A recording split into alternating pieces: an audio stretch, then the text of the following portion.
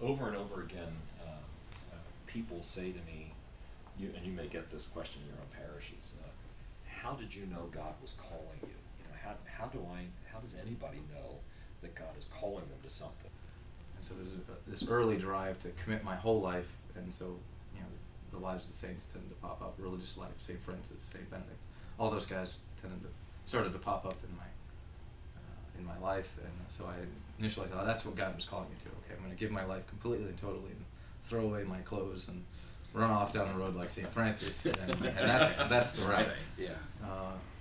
But slowly, in the midst of college, and obviously meeting with you over the course of those 3-4 years, started to see that shift a little bit, and it matured a little bit more, I think, and you know, began that shift towards diocesan life, and staying within the diocese, and loving God's people here rather than elsewhere, and in a way that was not in keeping with what I was beginning to find was God's plan for me.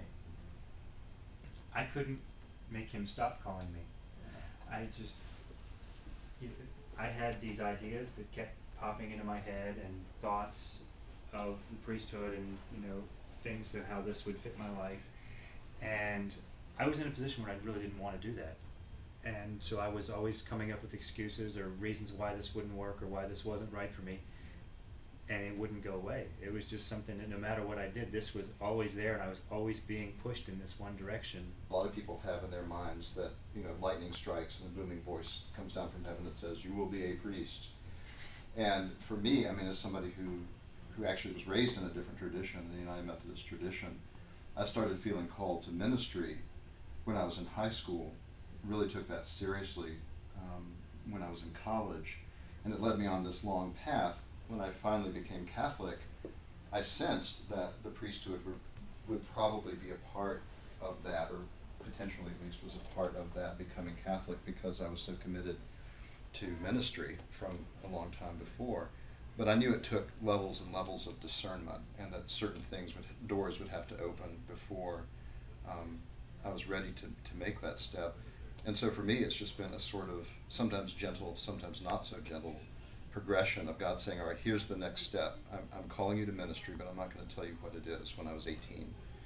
You know, and then you go step by step and try to discern each step, and then sort of expect suddenly you'll make a violent right turn into something different. But it's God never forces anything down our throat. It's always a series of decisions, a series of offers. Do I want to keep taking these steps? And it's still that way as somebody who's sort of in the latter stages of formation. Some people see entry into the seminary as kind of the point of no return. Right. You've signed the contract, and now you're in, and that's where you're going until you're 90. You know, that's the story. Yeah. I showed up on the front steps of St. Mary's Seminary as the next step of my discernment process. There was a certain point where I realized that I needed to figure out how to figure out what God was calling me to do. And for me, that step was to begin pre-theology studies at the seminary, and to be in that environment, which would help me out. I know other men make other decisions. They maybe are weighing two different options and go down one path, and maybe it works or maybe it doesn't, and then come back in the other direction, or try something else, go into a different environment, or pursue their discernment process in some other way. Remember when I was very little in elementary school, I decided that I wanted to spend my life helping people. And then I spent my middle school and high school and college kind of ruling things out. I tried journalism, not for me. Yeah. I tried foreign service, not for me. I was looking into teaching prospects when doors were really, really closing, and a big door opened to go to St. Mary's and begin that process. And folks have asked me, you know, Jonathan, maybe you didn't try hard enough to find a teaching position. And I don't know what more I can say other than I prayed about it, and I believed that this was God calling me to go in this direction, and those were the signs that sent me there. Basically, when I made the decision to come into seminary, it was stepping into something that I thought I knew.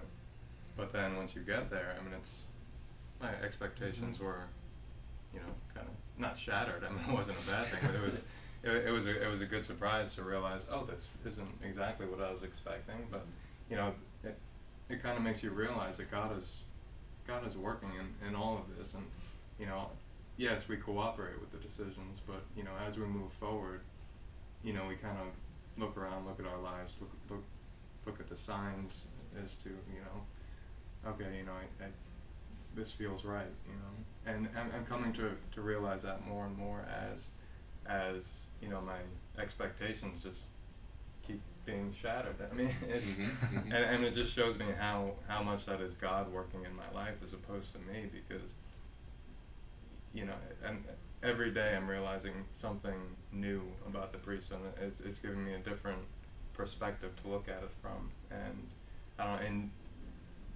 in envisioning myself in that role, I constantly find a new sense of self-worth that I didn't have the day before.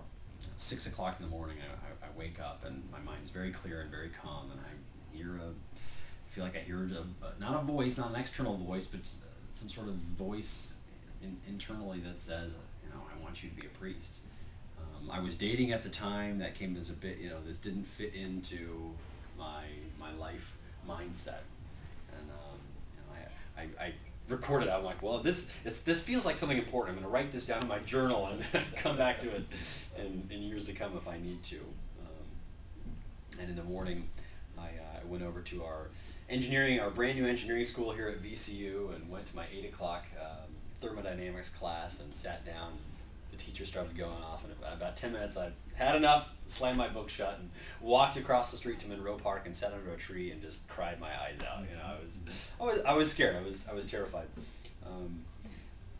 So the experience did sort of launch me into a deepening of my faith. You know, if this is God talking to me, you know, then I should probably get to know this God a little bit more. Sort of the direction that I took, and it did. It became a launching point. I started reading my Bible every day. I started, you know, the gears started turning, thinking about myself a little bit more, and it was probably shortly afterwards that I got involved with a good group of Christian kids on campus, and just got more involved in that community, and in the Catholic campus community at the cathedral. I see that as a starting point in my life. So did you hear a voice at 6 a.m.? How did it work? Because your path is very different. Yeah, but it was my manager calling me. No, I had been working for 18 years at a company and had a great job, and things were going really well. And then I got to a point where it just felt like I couldn't do this the rest of my life, or there was something else I needed to be doing. I was actually walking down the street with my brother one day, and I said to him, "Do you ever get the feeling," and he said, "that your job doesn't mean that much?" And I said, "Yeah." Exactly. And he said, yeah, I do. And I said, "So what do you do?" And he says, "Well, you just keep working." And I thought, I think there's something else here. And so at the same time, I started to just change the balance of my life. I'd been working a lot, and my spiritual life was getting squeezed in. And I kind of shifted that and started getting involved in the parish more and more. The more I did in the parish, the more I loved what I was doing in the parish, to where I was dreading to see Monday come, because I had to go back to work. And I would say a number of people started to just say little things that, you know, all of a sudden kind of triggered the thought. You know, somebody in the parish said, "Boy, you really seem happy when you're here working." And one deacon said, "I could see you up in the pulpit someday."